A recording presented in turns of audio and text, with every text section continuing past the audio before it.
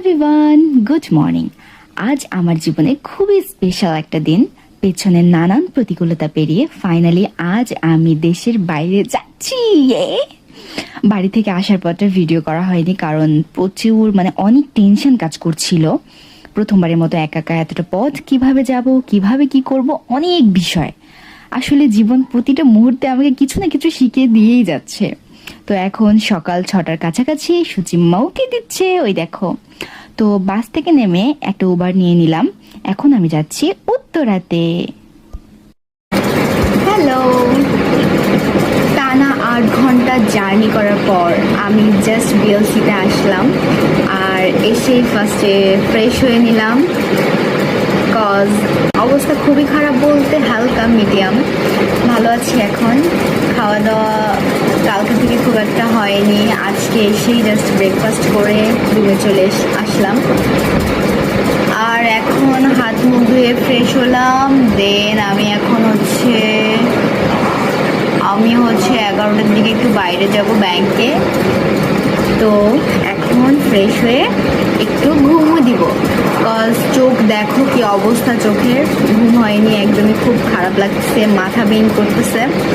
তো এখন আমি তাই জন্য বসে পড়লাম একটু ফ্রেশ হয়ে, একটু রেডি হয়ে। দেন আমি একটু শুবো, রেস্ট করে। আরে পড়ে গেল রে ভাই। রেস্ট করে দেন আজকে 11টার দিকে আমি বেরোবো ব্যাংকে মানি এক্সচেঞ্জের জন্য। আর দেন আমি যাব হচ্ছে নেপাল। গাইস, তোমরা যারা জানো না তাদের জন্য খুবই